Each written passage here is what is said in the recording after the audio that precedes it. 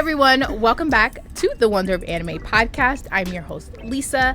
I create multimedia anime related content, and my work spans across my blog, my YouTube channel, and of course this podcast. And I am so excited to have here someone who has changed my life based on their recommendations, based on their Twitter activity. I am not the same person, and I'm so excited to have Kelly. Kelly Quinn Chiu is an editor of Danmei and light novels at Seven Seas Entertainment. She has a background in publishing as well as librarianship, where she established herself as an expert in graphic novels, manga for kids, teens, and adults. Welcome to the show, Kelly. Yay! Thank you, Lisa, for having me. I'm so excited. So I've talked about you before without even like having had a conversation with you, because one of your amazing recs, which I have right here, which you described as shonen. You were like, this is as action-packed as shonen, and I was like, wait a minute, I need to check that out. Has changed my life, and I am forever grateful to you, because now I think I had something else from Fei Tian that I was reading, but I was like, this made me like, oh, I need to read every single thing this man has ever written in his whole life, and I owe that to you. So it's always so great to hear when like a little elevator pitch like that like actually sells someone on a book. It does, and they need to put you go work with Lauren in marketing, because that really worked. That really sold me. Am I easily sold? Yes, but but still. So I always like to ask everyone, what is your journey with like anime? I feel like anime is that pipeline that then leads to manga and everything else. I think so too. Well, first of all, you have to understand that I'm very old. So well, you don't look very old, so the story goes back a very long way. I think I first got into anime and manga in college, which I think is like later than some people. Were you one of the high school anime? No, I'm one of the like 4 years old watching Sailor Moon. Yeah, okay. reading clamp manga like in the corners of Borders. Yes. See, that's how you know, because we're talking about Borders. Yes. That's the age we are. But I didn't get into anime until college. My boyfriend at the time would sneak off to read Naruto. And I was like, what are you reading? And we're happily married now. But and I was like, what is all this stuff about? And he was like, oh, well, maybe you want to watch with me. I don't even remember what the first show I watched was. It was probably maybe the 2003 Full Metal Alchemist, or maybe Haruhi. I'm really dating myself here. But got into it that way. But then my whole life I've been a fan of fantasy and science fiction and genre fiction. So I feel for a lot of people who grow up as a little fantasy nerd, the jump to anime and manga is very natural, because you're these are the kind of stories I'm looking for in a different medium. And then from there I became a little weeb. Well, I'm glad that happened. Got into anime and manga. Ended up going into publishing after grad school. Ended up writing about anime for the Macmillan, for what used to be Tor.com, which is now Reactor Mag. Ended up writing about anime for them when I worked there. Then went into librarianship, and I used to when I was a librarian, I used to buy all the manga for the library, which was really fun. So I feel my anime and manga journey kind of dovetailed with my book and publishing journey. Always been there. And then somehow I ended up working for a manga publisher. but not editing manga. Yeah, I was gonna ask if you also edit manga, but do you just do the Danmei? No, I don't. I only edit prose. This is the kind of funny thing is I ended up building this like library career where I was like a graphic novel expert, and I would like go talk to other librarians about like adding graphic novels to their collection and like adding manga to their collection and what was age appropriate and like how they could use it to like engage kids and teens. And then I was like, oh, I'm gonna go work for a manga publisher, and then I like don't edit comics or graphic novels. I only work on prose.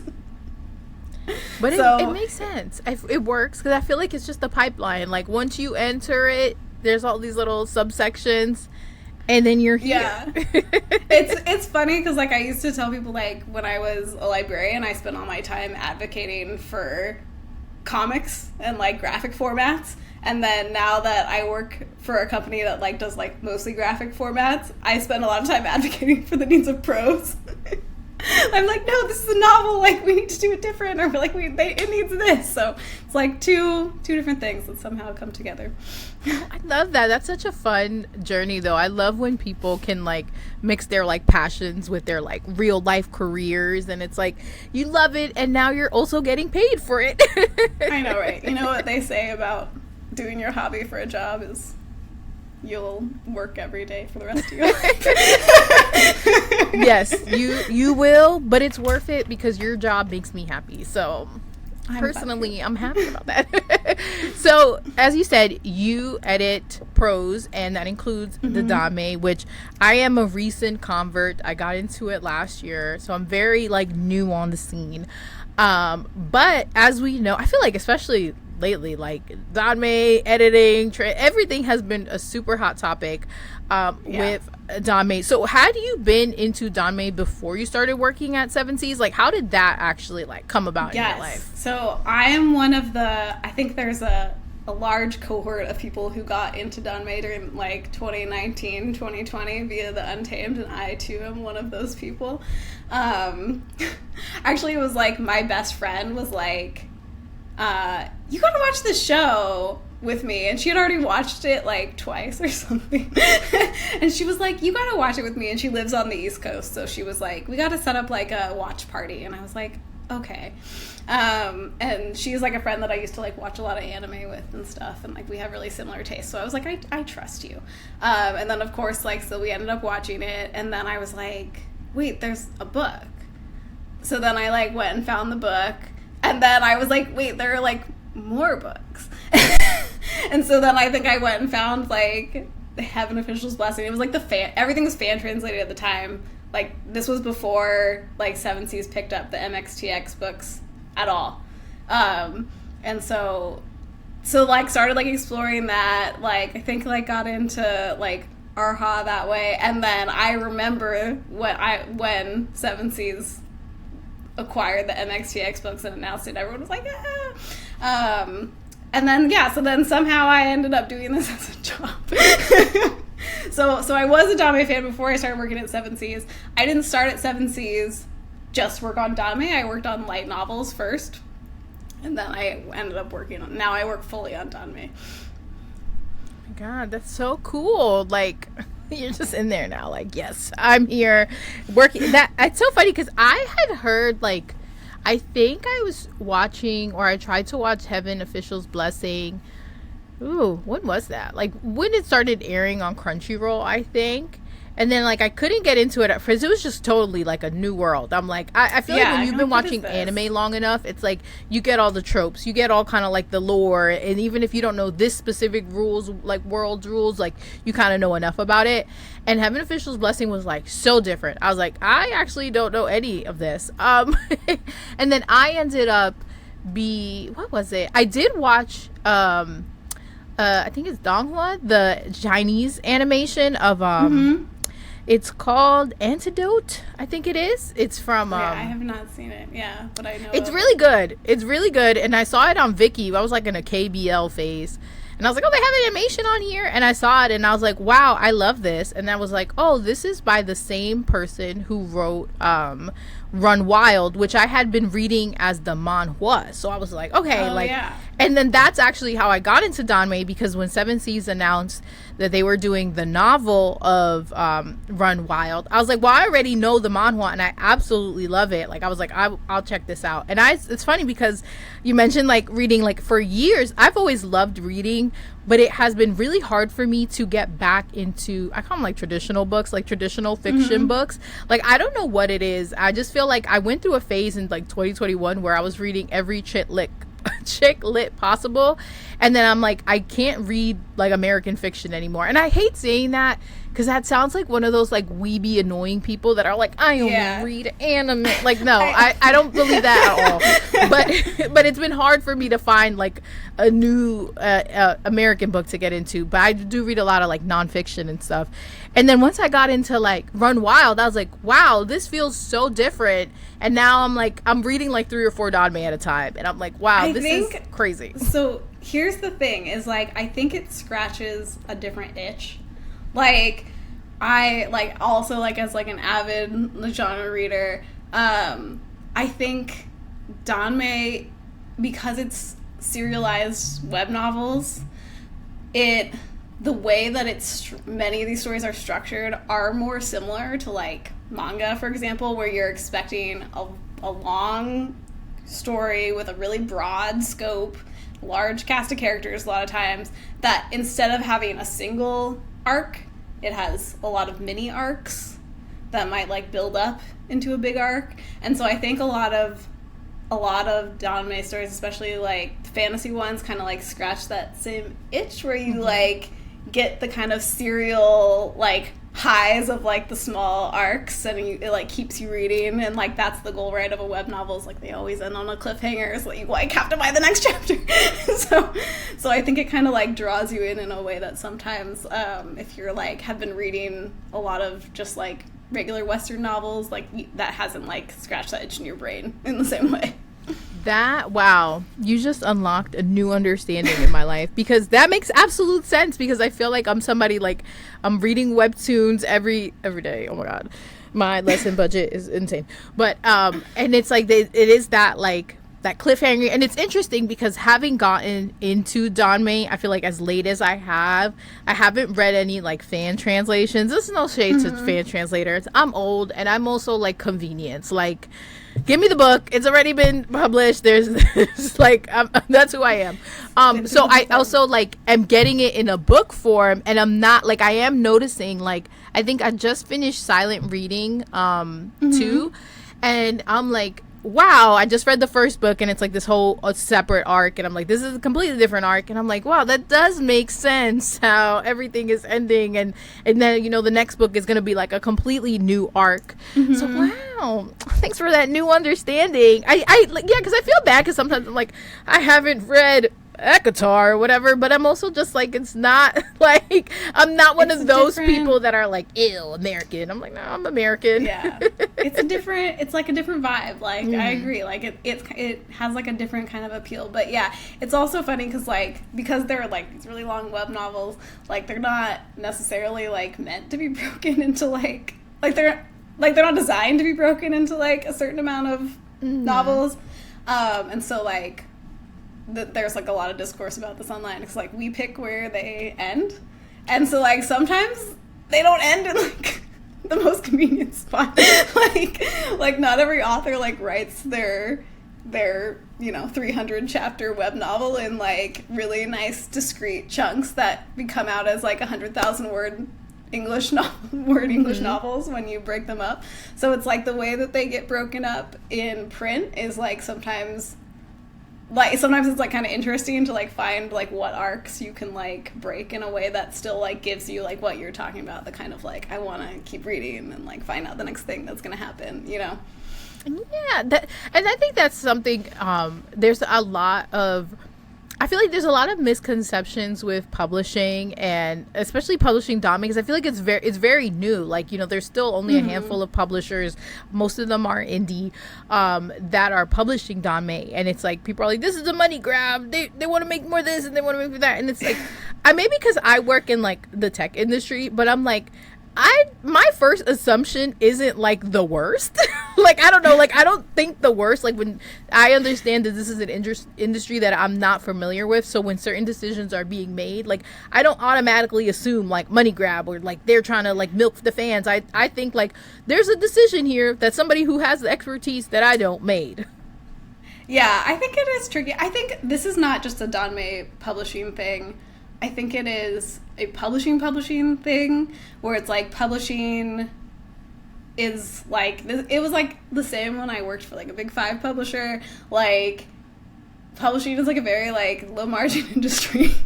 Like, people who work in publishing like do not get into it to like make bank and get rich. I mean, people do, but they're like people upstairs, right? So like your editors, your translators, your production people are not like going home to their mansions. And I wish.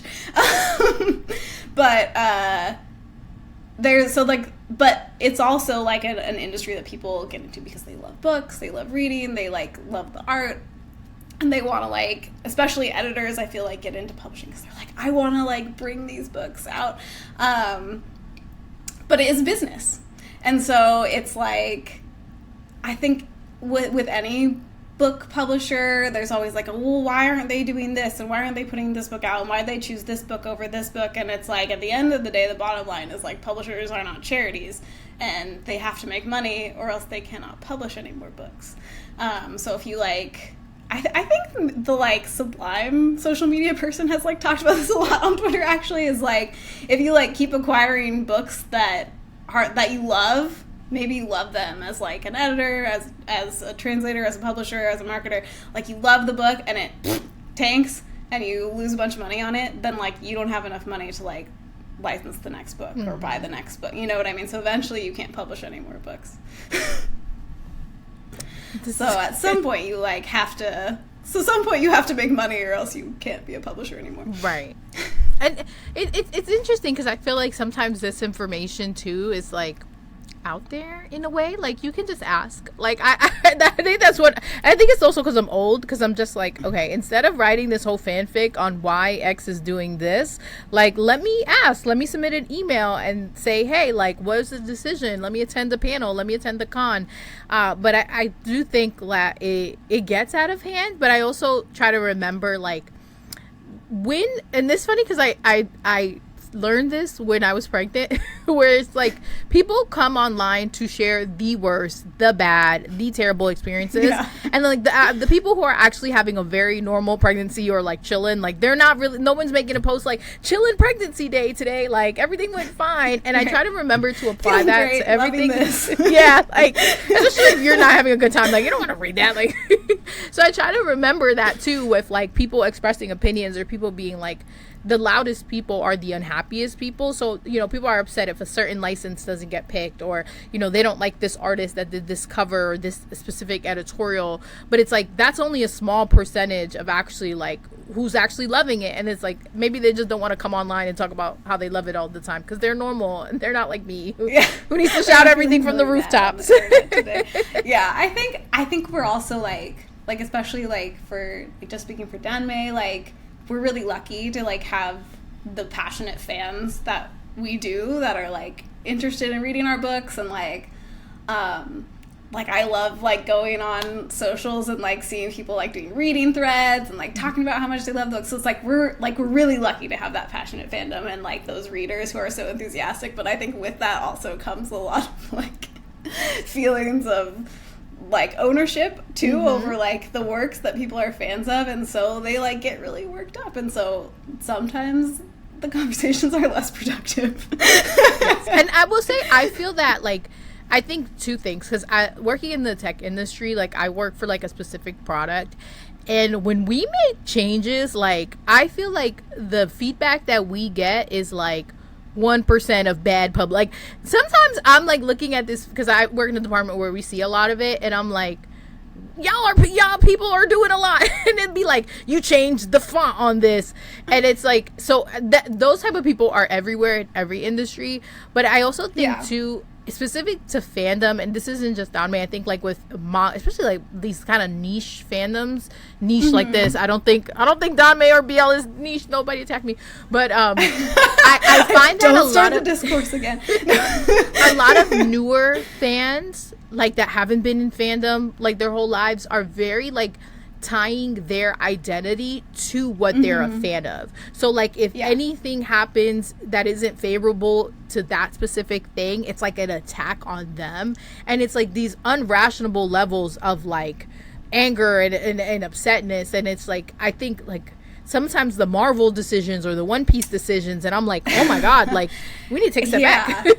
I agree. I think that sometimes you see like these takes online that it's like, as someone like working behind the scenes, like, you know, that like a whole like cascade of decisions like went into whatever like the thing is, like, you know, like all the things that were considered and who was consulted and like the compromises that had to be made and blah blah blah. But and then you like see a take online that it's like as if that decision is like personally attacking that person, and you're like, it wasn't about you. We didn't like, know you.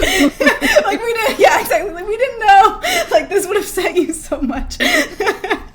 Yeah, it wasn't I promise it wasn't the intention. They're like, at Gojo's wife 95, F you in particular. We are not going to do this.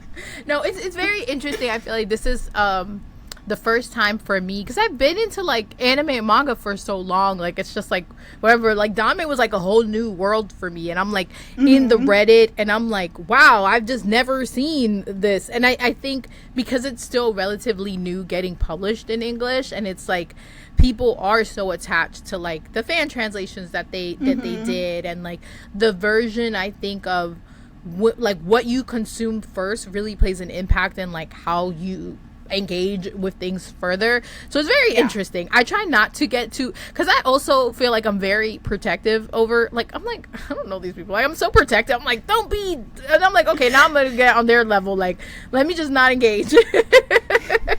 Yeah, I think it's funny because like it's funny you like mentioned like manga and anime like also like has like a similar thing. I feel like a lot of the stuff that like Danmei is going through is like stuff that like we old people who are like old manga fans saw in that scene like 15 years ago. Yeah, it's like cyclical. a lot of the same conversations about like localization, about fan translations, about, you know, about like those kind of decisions, about like honorifics. Like those conversations are like all now happening like again, like complete deja vu. Yes, and it's now just a different country, a different language, and a different playground, but the same games, the same discourse. That's like, I played these games before, like that. I say that all the time. I've never even watched Squid Games, but I'm like, this is applicable to everything in my life. Yeah, so it's like, I think if you've been around long enough, you like see a lot of those same conversations popping up. And I think that like you're really right, like the thing that people, they get really attached to like the first way that they experience something, which is like, we all do, like of course. But then as like coming in as like the editor of like the official books, like sometimes we work with the fan translators that people know. Sometimes like we don't.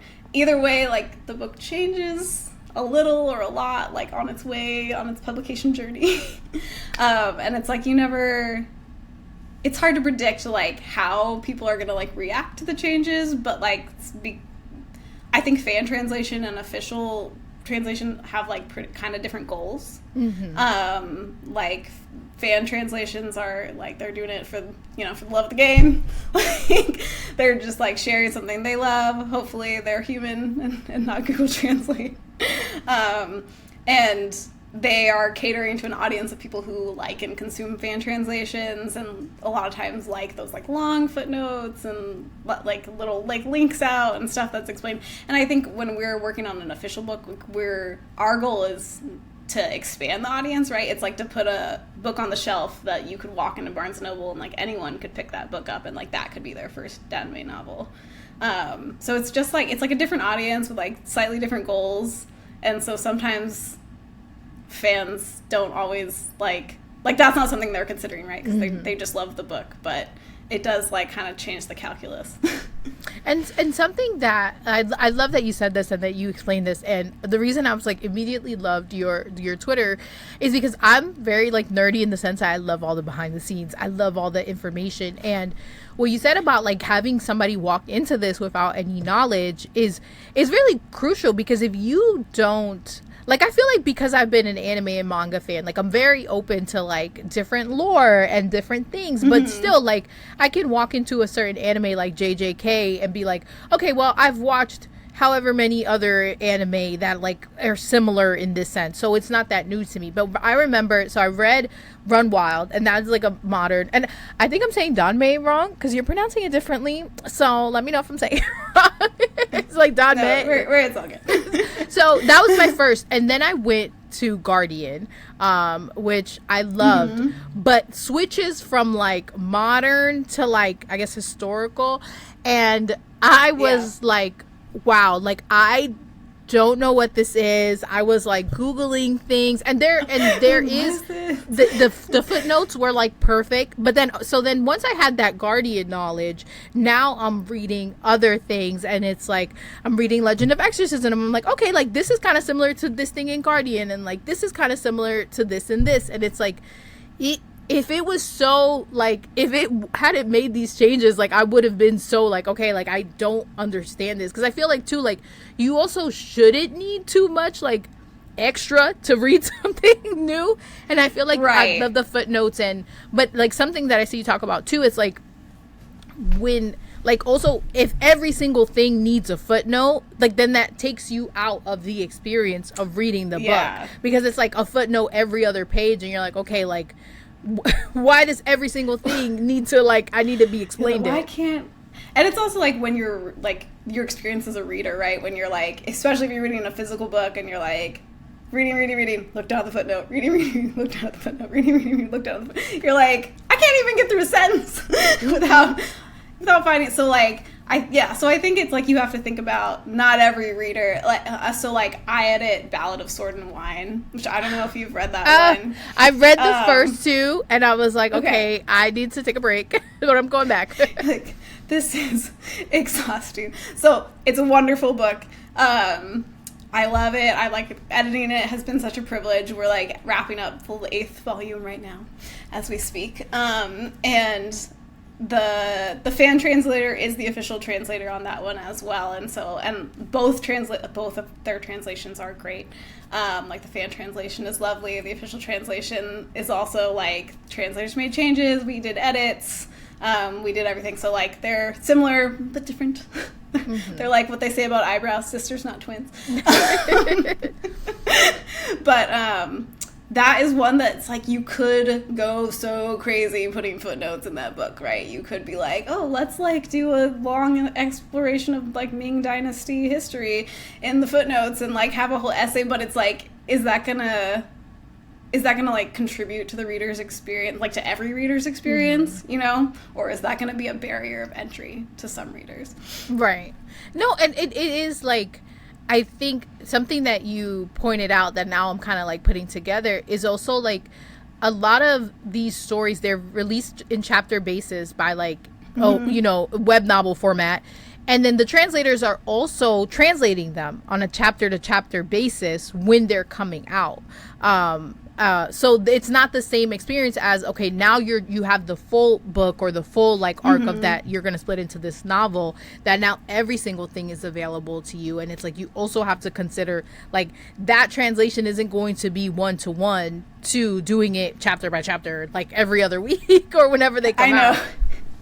I know, even it's funny because like even when we do, well, like Legend of Exorcism is like a good example, because it's like when we were working on the first volume of that one, the translators of the first volume are Lily and Luis. They're amazing, wonderful to work with, but it's like when you do the first volume of it, like, well, any book, but especially a book like that where there's all these like fantasy terms and there's all these names and all these people, and then that book is also set like very, very specifically in like a very specific year of like the Tang Dynasty, and a bunch of the characters in it are like real historical figures with like their own Wikipedia page. And it's set like in Chang'an, like in a very specific location, and Feitian like really fleshes out that setting, right, with like a lot of historical detail. But you have to make all these decisions about like, well, what are we going to call his weapons? and like what are we gonna call like Hongjun's like magical shield, the Pentacolor Sacred Light, right? So like that's something you have to decide, like how are you gonna localize it? Are you gonna like translate it? Are you gonna like leave it in pinyin? And so you have to make a million decisions, and then even if you like know the whole story, you're like, oh my god, I hope this doesn't come back to bite us in the butt in volume 7. like I hope when we get to volume 6 and like suddenly there's some like plot twist about this sword, like all the decisions that we made in volume 1 like still make sense. So it's like there's a lot of pressure to kind of, even when you have the whole story, to figure out like how is something that a decision I'm making now gonna work in like 8 volumes. It's funny too, because I feel like this kind of goes back to like a broader conversation of like localization and translation, and I feel like sometimes people feel like if it is not like it's I don't know how to say this, because it's not specific just to like Danmei and anime and manga, but like people feel like if things are not translated exactly, like they're being robbed or they're being like stolen of an experience that like unless you speak that language like you wouldn't have had anyway. And I think for me personally, because I'm bilingual and I've always grown up speaking and writing 2 different languages, like there's this understanding innately within me that like some things won't be perfect, and it was always going to depend on like who is doing that. But like the point isn't for you to get like word for word like match, because I think of that like, you know, Bad Bunny's so popular now, and people will be like, you know, this is what his song Debí tirar más fotos is saying, and sometimes I'll see like somebody translating it and I'm like, I wouldn't have used those words, but it's still like the sentiment is the same. It's still like a legitimate. And I think that also kind of plays a role where people feel like that like FOMO of it, where it's like if it's not exactly like the way that they said it, like I'm being robbed of this. And it's like unless you speak the language, it's never gonna be the same. And you can ask 5 people who speak the same exact language and they're not going to translate it the same either. I think we're actually kind of lucky in like Danmei fandom, because I think there actually is like, maybe this is just like where I am, like what I see, but I feel like there is actually like more of an appreciation for like the translation and localization, like the art of it in this fandom than I think that sometimes like the like manga localization scene can be like really mean. And like that they'll be like, we don't want the translators injecting their like wokalizer agenda, like they're woke. They have to like, and they'll be like, you know, the like put the fries in the bag, put the words on the manga. Like you're just like, your translator's just like word to word to word, and it's like obviously that's not true. Like that's not how translation works. Like anyone knows that if they're bilingual. Like anyone who's worked in localization knows that's not how localization works. And I think it's there is more tolerance, I think, for like the work that we do where fans are like, oh, that's like a cool localization. Like I've seen people say that and I'm like, yes. Thank you, we worked really hard on that. But yeah, like it's not a one-to-one, and like you don't want it to be a one-to-one, or like you wouldn't be having a good time. Like I promise you would not have a good time. And I think that when people are saying like we don't want translators to like inject themselves in the book, the people who say that, especially for prose novels, have like no real idea like how much of a translator's interpretation plays into how they translate a book. Like, because like you said, it's like one person looks at a line, translates it one way, one person looks at a line, writes a completely different sentence. You're like, that's a valid interpretation though. Like that's also, it's not wrong. It's just different. Yeah, and it is I think too, something that I see a lot is other people like in the industry and like pro translation people saying like a translator is also a writer. Like they're not, their job isn't just to like say, okay, this is this in this language, now it's this and this. Like you have to basically rewrite the story in get the same thing out of that story now in a different language. And it's like there's so much to it that's why I feel like there are people on the right side where it gets offensive of like translation, like coming at translators, and it's like, well, yes, like they're doing a hard job. they are doing a hard job. No, I will always say like I work with a ton of different translators. Like the best, like all the best translators I work with are like amazing writers, like, because it's not just word, plug it in, doot, doot, doot. It's like, especially in like a language like Japanese or like Chinese, it's like you're trying to figure out how to like express more than the words. It's like you're expressing like the tone and the voice, and like maybe it's supposed to be funny, and like maybe it's supposed to be sad, and like figuring out a way to take that in one language and translate it in a way that has like the same effect in a second language. It's like you have to be able to be a good writer, or else how can you express that? It's great. And that kind of leads me to another question that I wanted to ask you is, like, as an editor, like, what is your job into? Like, from start to, like, are you reading the whole book before it gets translated and then you're editing? Like, what is that process like? So my job, the kind of editing I do has basically like two facets. So like one is as a series editor, I'm kind of in charge of like all the things that get the book from A to B. It's like in publishing we call it shepherding a book. So it's like getting the book from the translator to like the next person who might be like the adaptation person. And then it like comes to me, and then it needs to go to a copy editor, and then it needs to go to a proofreader, and so like kind of bridging all those steps and making sure like at every stage we're like tying up a step and like getting it onto the next person. So like those kind of logistics, that's like something I oversee for a book, making sure the art is in, making sure the right art is in. And getting the book from, a blank Google Doc on the translator's computer to the printer, which is the main thing, because the books have to go to the printer. We cannot push the magic, boop, print, and it prints out in the back room of Barnes & Noble, right? Has to like go to a printer, and they have the huge paper rolls, and they print the books, and then it has to be shipped to a warehouse, and then, so there's a lot of logistics. So keeping schedules is a lot of my job. But then, more specifically for books, what I mostly do is like big picture stuff. So like it's my job to keep track of like continuity. So like name spellings, the names of weapons, for example. If we have, this comes up a lot. So like, I also edit The Husky and His White Cat Shizu, which is like, the last book is coming out in like 2 weeks. It's a big accomplishment.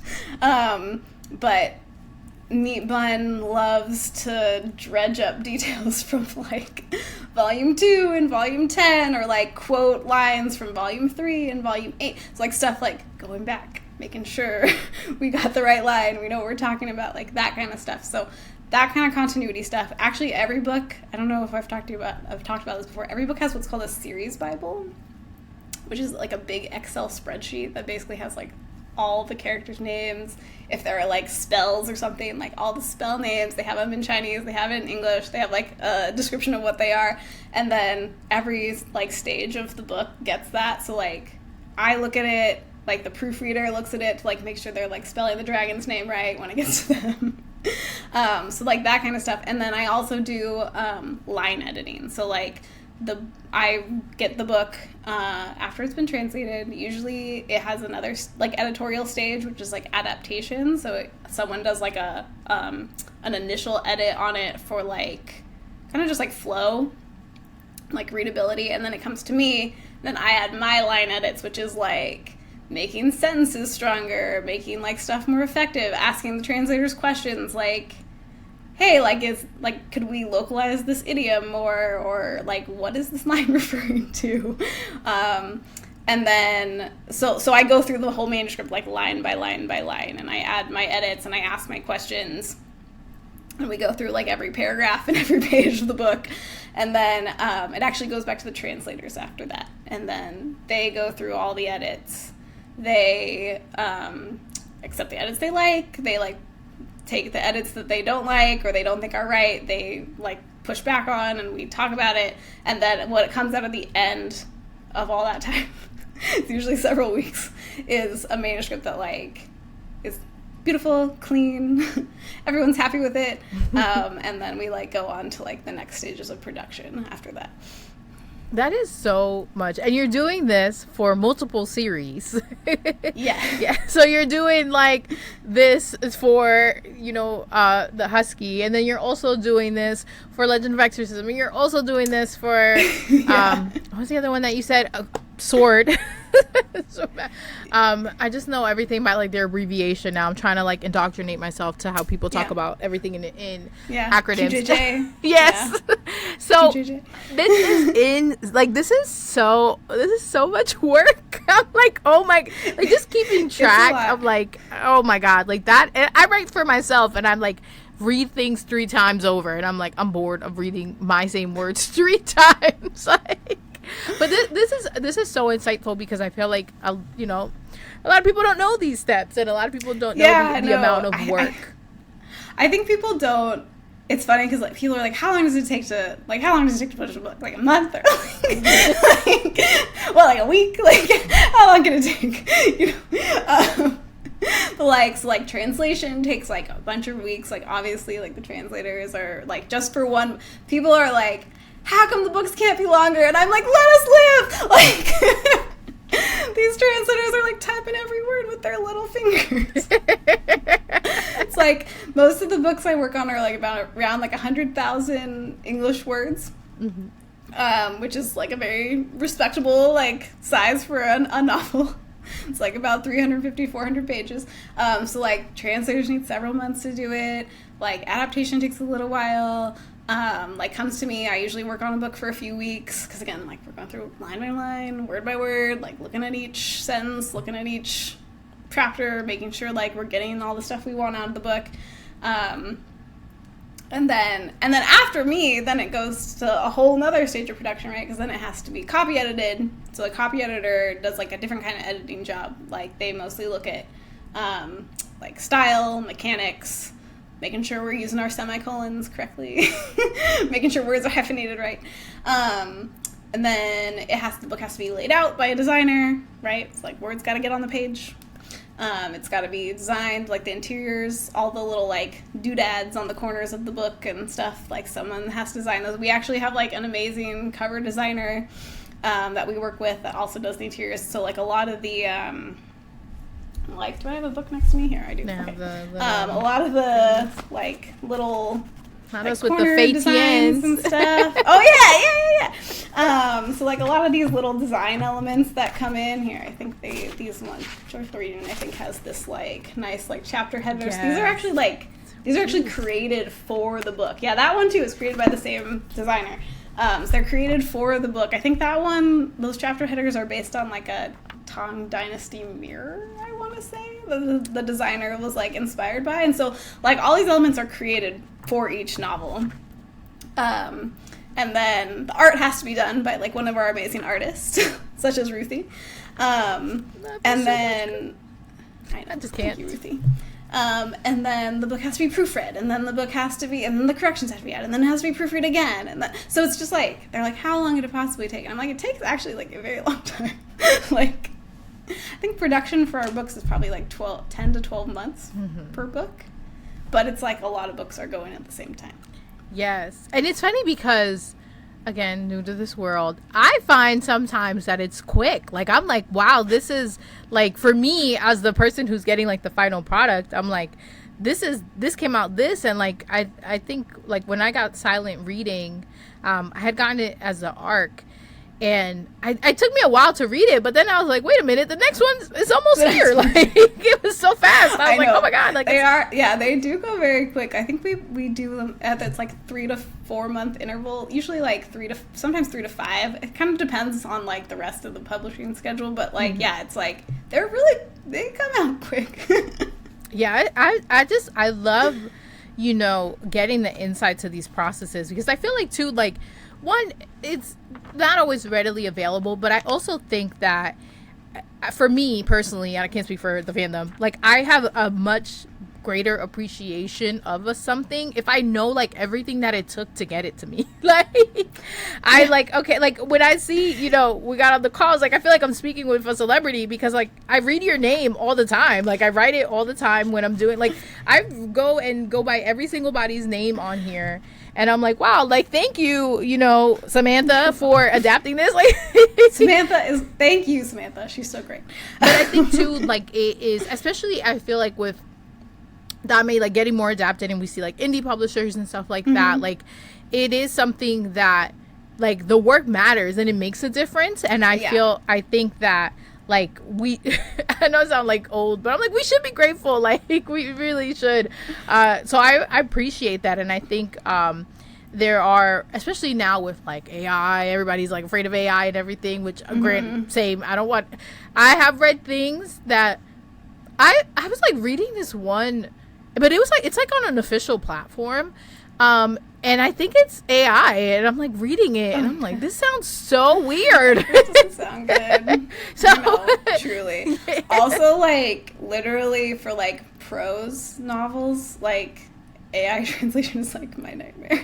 Like, I cannot imagine a worse experience than trying to like edit. No, it machine is translation. It is bad. It is bad. Like, it's bad. I that's another conversation. Yeah, because I'm like, this is actually terrifying. But you know, being that like you've been a fan and like now you're in this industry side of it, was there anything you were surprised to learn, like coming onto the other end of it? I think it's actually like the thing that I was most surprised by is like kind of just what we talked about. Like, so like I worked in publishing at like the beginning of my career. Like I worked at Tor Books as an assistant editor, and that's like how I got my start in the publishing world. And I was a baby editorial assistant there, and the books actually came out much slower. Like traditional publishing is actually like very slow.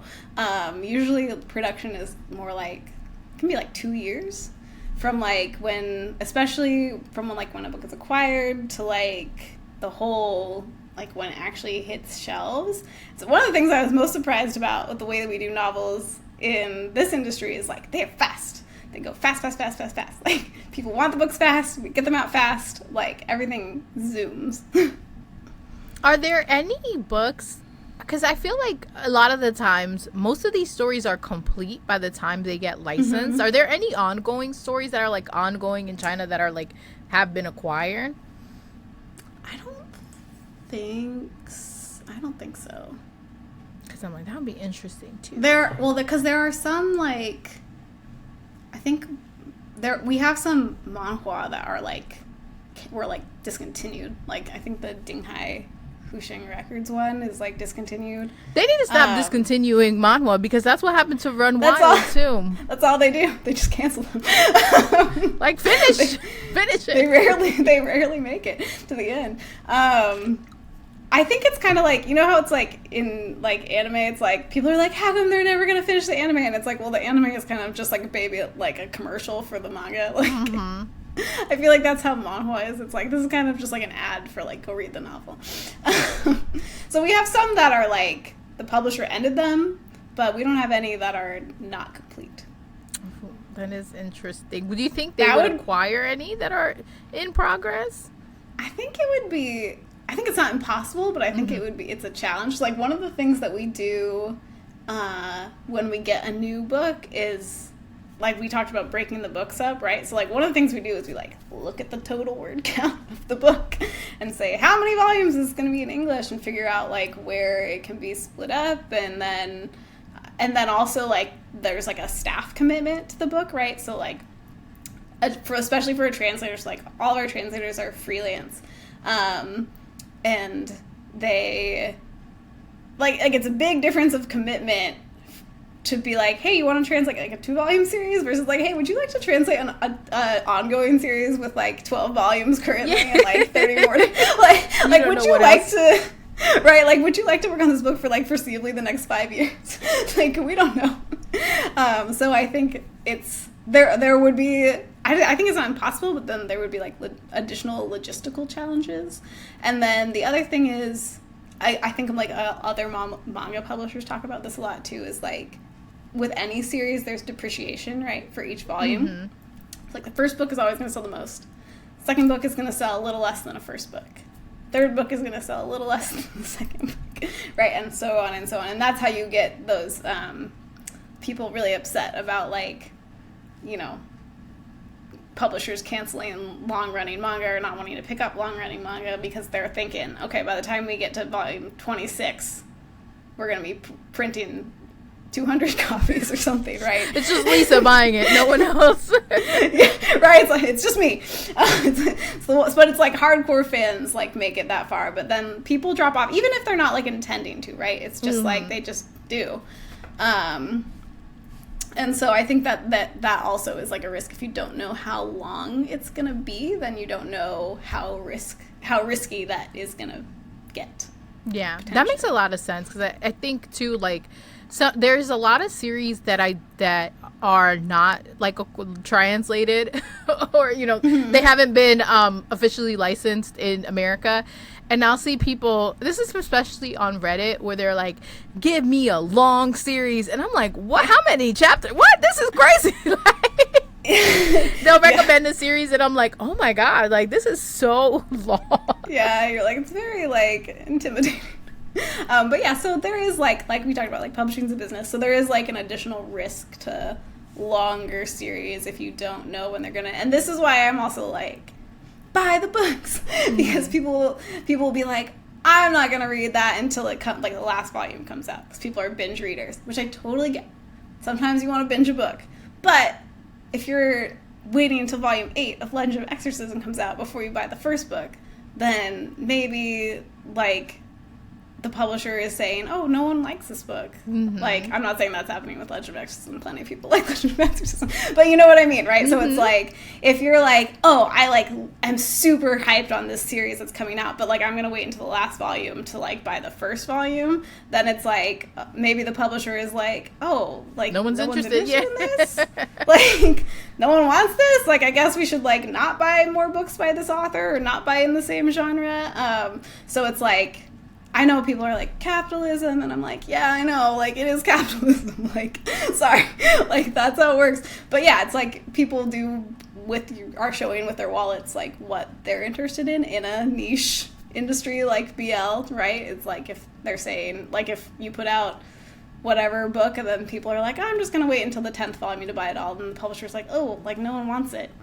Right. It's I feel like, this is in general, maybe not related to books, but people are like, capitalism. I'm like, I get it, but it's also like the system that we exist under, and sometimes you just have to like, I don't want to work, but like that is the system that I live in. Yeah, like, but I mean, I get it, because there's series here that are still in plastic, because I'm like, I want all of them in my hands so I can do a binge reading, but I'm like, I'm gonna buy them as they're coming out.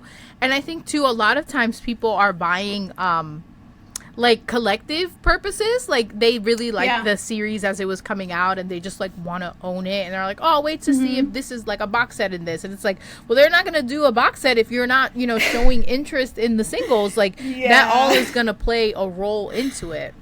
I think that was like with like the hardcover MXTX books, and like I wasn't really involved in those, so I can't like, I don't really have any like cool insight on them, but like you know, like when they, like people were like, how come these didn't come out originally? And it's like, if you were old like me and you remember when they first got licensed in like 2020, they were like the first Danmei licenses ever, right? Like really.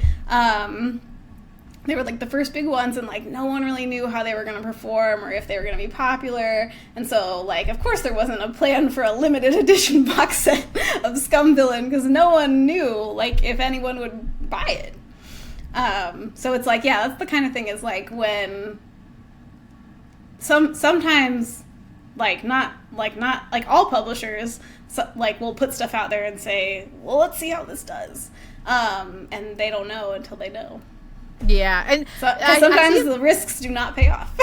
Right, and I see that a lot too with manga, where like I know like Kodansha has like a digital, and like depending on how the digital does will influence if they get it in print.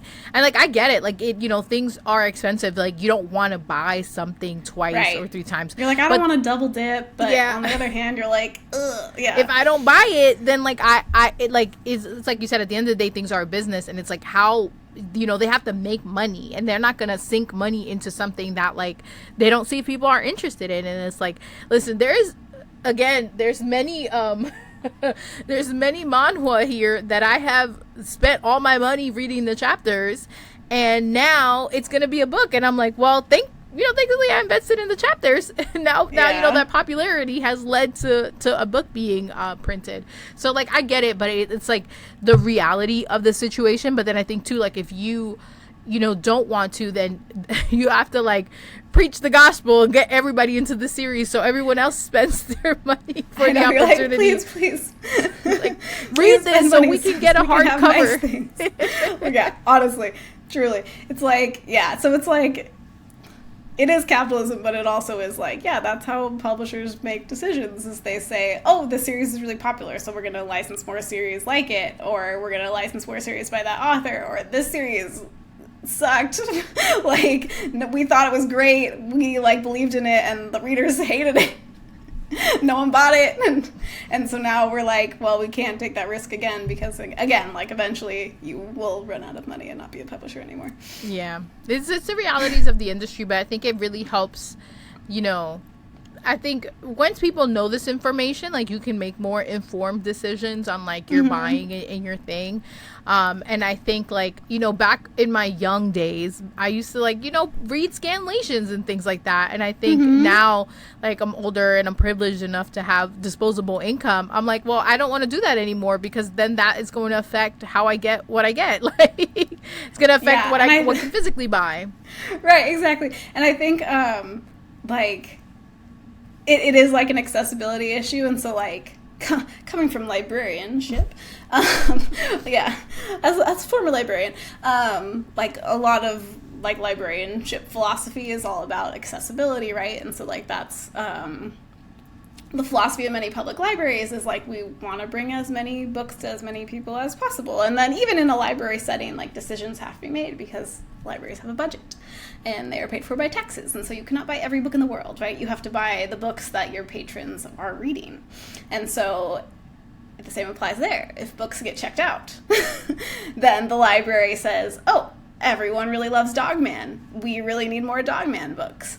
And then more Dogman books get checked out, and they say, we need even more Dogman books. Whereas if they buy a book and they put it on the shelf and it doesn't check out for a year, then the library has to say, this book has got to go, because we don't have room on the shelf for books that no one is checking out. So it's the same philosophy, but I always really recommend, if you have access to a library, you can also request books from your library and say, hey, library, please buy this Danmei. I really, really, really want to read it. And a lot of times the librarians will say yes, because they want people to check out books and they want those books to go off the shelf. So yeah, it's like, not everyone has disposable income to buy books, and like that's totally something that I understand. Books are expensive. All books are expensive. Yes. I bought a cookbook the other week that was like $45, and I was like, I don't have money for groceries after this cookbook. Can't cook what's in the book. I know. I was like, what happened? But yeah, so like all books are getting more expensive. Paper is getting more expensive. Terrace, blah, yada, yada, yada. So books are expensive. Books can be a luxury.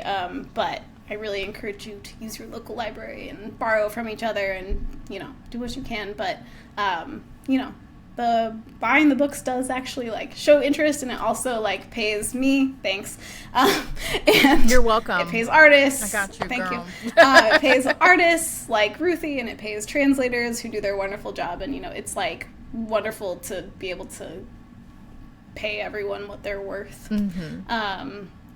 And it takes money to do that too. Yes.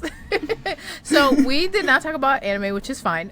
But we could just have this whole episode, which I kind of had a feeling was going to happen. I'm very free flowing. But with this, you know, as you say, if you've been a fan, you're also like active in the online space, and you provide a lot of information or insight in general to publishing that a lot of people don't have. Is there any common misconception that you see that you would like to take the opportunity to clear up or provide more info? Good question. Common misconception. I don't know. I'm like, what are the common misconceptions these days? I think we talked about one of them. Books take a really, really long time. I think people don't realize how long they take, especially in the world of like, publishing is so accessible online now. It's like, I just tick, tick, tick, tick, and then like publish, right? Publish your fanfic, publish on Kindle. And I think people don't realize how long print books take to make. Especially printing, people don't realize takes months, literally months. And especially if you have to print overseas, that it can take like 5 months to print. So this is something maybe people don't know. Lots of books that are what's called 4-color, which means they're full color books. Most books that are full color, so this includes like a lot of like manhwa that get printed, are printed in China. There's not a lot of printing for that in the U.S. or in North America. So books that are printed in China have, and this is true also for like those like fantasy like subscription box special editions with like the really fancy like stencil edges and stuff that people like really love on TikTok and stuff. Like a lot of those have to be printed overseas, and so that can take like 5 months because it has to be printed overseas and then it has to be put on a boat, and then the boat has to go across the ocean. Yes. Like your boat mining. And then it has to get here, and then it has to be shipped to warehouses, and then also North America is really large, and so then the book has to be shipped from the warehouse all over North America. So that takes a long time. So I think people don't realize sometimes that like physically books have to move across the world to get in your hands. And then this is funny because then also sometimes if there's like a delay in a book, sometimes that's something like, I think maybe it was volume 2 of Legend of Exorcism was like the pub date was pushed like a week or two, and it was because there was like a hurricane and like the books were on a boat, and like we like couldn't get the books into the warehouse. So it's like sometimes truly like crazy stuff happens because books are physical items that need to be shipped. What else? I think this has already been debunked, but there used to be a persistent myth that the glossaries in Seven Seas books were like padding out page count. I would say that is not true. I think that someone debunked this already online, but the glossaries have there's no input on like how long the glossary is, does not affect the word count of like the interiors. That's not factored in at all. I'm trying to think. Is there anything else you can think of? Let me say on record, don't take my glossary. Don't take my name pronunciation. Don't take I'm that person. I'm reading the glossary. I'm reading the footnotes. I am trying to pronounce things when it says like jeans. That's me. Do not take. I hate when people complain about those things because literally I'm like, especially because I sometimes will do YouTube videos on stuff, and I'm like, how am I saying this? Don't take this away from me, people. No, I literally. Oh my god, that's like the bane.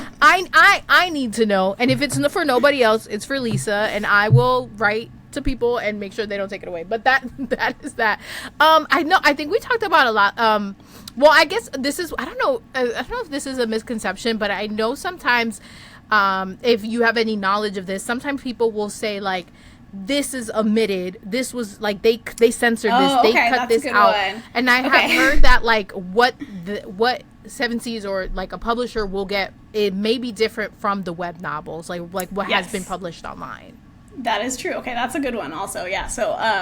So there are no decisions, I think I can say this definitively, there are no decisions being made at Seven Seas to cut anything from manuscripts. Like, yeah, I've seen that, like, oh, like, Seven Seas cut this, and I'm like, no one, we did not cut it. They censored this gay thing, and I'm like, the gay company is censoring the gay stuff?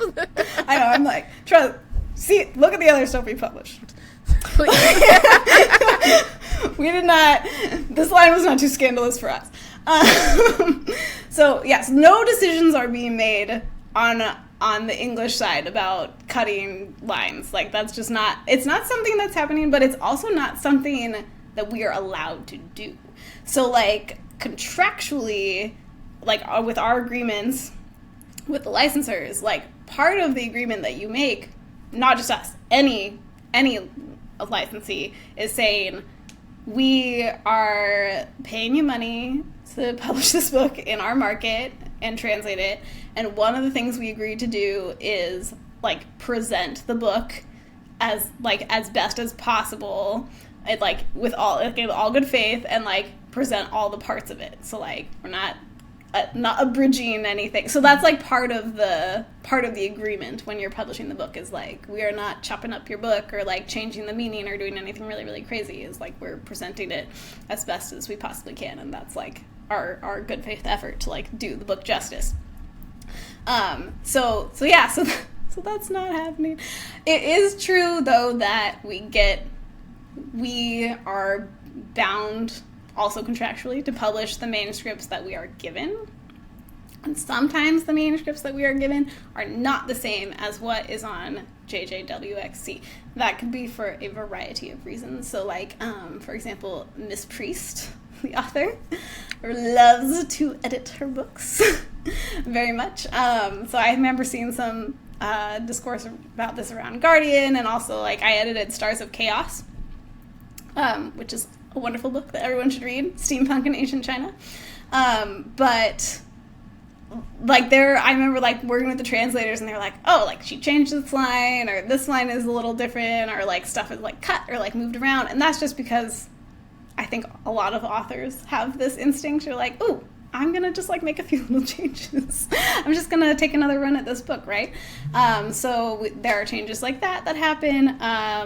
There are changes, like, the author just changed their mind. I remember, like, there's like, Meat Bun made some, like, significant edits in Remnants of Filth, like the manuscript we have. And again, that's, like, the author, that's her vision. Yeah. Like, and so sometimes the fan, like you said, the fans get really attached to a certain translation that they read, or they read the fan translation. But, like, we can't just, like, pick and choose. Like, we have to publish the manuscript that we're given to publish, because that's what we have legal rights to. And also sometimes it's, like, the author is, like, making changes because that's, like, their vision for the book, and they didn't like it, or they want to make a change, or they reconsidered something. So sometimes the author is just making those changes. This is another common misconception, I think, is, like, sometimes I think people, like, we can't really, like, talk about this, but, like, sometimes people are like, why'd you spell this a certain way? And, like, sometimes the author is the one who approved that. Mm-hmm. So sometimes it's, like, we're not totally making decisions in a vacuum. Like, if we are really stuck on how to spell a character's name, especially, like, a non-Han character. So actually, I can tell you this: Mergen in Legend of Exorcism, like, we, like, ran that spelling through Fatian, and he was like, yeah. So like, sometimes, not always, but sometimes authors get we have an opportunity to ask them about certain stuff, and sometimes we get answers. So sometimes it's like, well, why did they make this decision? And sometimes the answer is like, well, maybe the author was involved, like, maybe they weren't, but it's like sometimes there's, like, a whole host of things going on in the background. Yes. And I think too, this is important. Everything doesn't, like, sometimes things are case by case basis too, and I feel like people don't think about that. Like, what may be true for one author isn't true for, like, another author. Yeah. And I think it is, and something that, again, because I'm new in this scene, like, some of these stories have been out for years. So I can see somebody being like, hold on, let me clean this up. I never liked how I wrote this one line. Like, even now, I'll read, because I'm very, like, into my own stuff, and I'll reread some of my old posts, like, yeah, girl, you did that. And I'm like, wait a minute, I worded that so, let me do a quick little edit. I wrote that so weird. Like, if I have the opportunity, and if I'm an author that I'm like, I know this is going out for, like, international publishing, and you're like, maybe I want to take another run at that chapter. So sometimes, so it's not, there are no malicious decisions being made to, like, cut certain stuff. It's, like, a combination of, these are the manuscripts we're able to publish, and, like, these are the manuscripts we're provided, and we're obligated to publish what we're given. And sometimes authors are making changes because those are the changes they want to make. Yes, oh, I love that, and I have loved talking to you. Fortunately, I do have to get back to my real life job. Same. But this has been so much fun, and I like I said, I mean, if you want to come back, we can do the anime portion. But I also think like, you know, this I've had a couple different editors on from like manga and different like, you know, I like having people get the info that they need and learn more about the industry. I've also had manga translators on and letterers.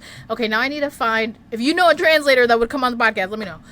We will hide their real identity. But yeah, I appreciate this, and as a fan that wants to keep buying, especially because like I said, I'm not reading fan translations. No shade to fan translators, I love you, but I need to have it. I need to own it in a way that's accessible to me. So I hope we get more licenses. And you actually, when I finished Silent Reading, I was like, should I get Stars of Chaos? And I'm like, girl, I finished Drowning Sorrows. I needed to finish that other one. And then I also have The Defectives. And I was like, okay, you need to finish all the stuff before you buy new books. So I'll be doing that. But you just gave me like a little push. I will say Stars of Chaos has a very special place in my heart. It's like one of the first Danmei books I worked on. It's a great story. I feel like that one doesn't get as much love as some of Priest's other books, but it is very wonderful to me. It has a very unhinged couple at the heart of it that I really enjoy. See, one thing that I have learned is that I'm never on the side of, like, I finished this one book, Copper Coins Volume 1, and I was like, wow, this is hilarious. This is amazing. Let me see what Reddit thinks. You would have thought I just read a polished. People were like, this is so boring. Why is the guy bald? This story is boring. I was in tears at some of the scenes. Like, they were so hilarious to me. And I was like, wow. Why is the guy bald? I'm in the minority. Speaking of bald men, okay. So Peerless, have you read it? No, I have not. Okay. Not yet. So I will have to, so there's an infamous part in the last book of Peerless where one of the characters is bald, and I just need people to know that when we got the illustrations back from Mimo of like the baldness, I was like cackling at my desk. It's so funny because people are always like, why is he bald? I'm like, you gotta read to find out. You need to know how the baldness comes to be.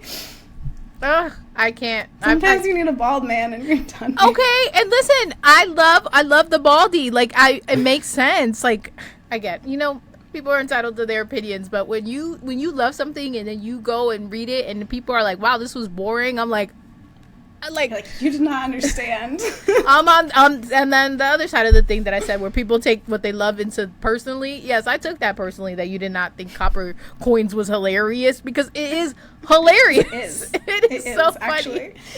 Well, as we are wrapping up, is there anything that, I'm like, promote, like you have content, but is there anything that you want people to know or check out about you? You can purchase the books I work on at all the major retailers. Legend of Exorcism. I'm working on like some new books I'm really, really excited to come out soon. One of those is Penguin. I'm editing that book, and it's really good. I'm really, really, really, really excited for people to read it. Got some new stuff coming up. We also have like I don't know if you saw, like, there's an audiobook now for Legend of Exorcism. I heard listened the sneak to peek it, and it was good. It was great. It's really cool to like hear the book in audio. But also, like you said, I'm on Twitter.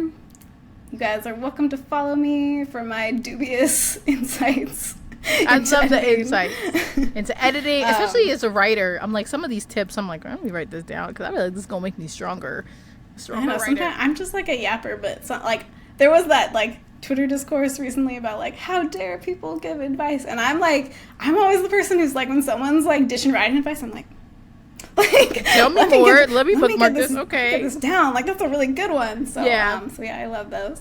I love it. Well, thank you so much for coming. Thank you so much for having me. This has been an absolute blast, Yay. and I love reading your reviews. Oh my I God, always look forward to them, and I always read your blog. So this is a real treat to be on. Thank you so much for inviting me. I know this is gonna sound like so like when people are like, oh, but I really like write for myself, so it's like so surprising when people are like, oh, I read what you wrote. I'm like, did you? Because like I just put it into the void. Like I'm always talking to myself, so that means a lot. Thank you.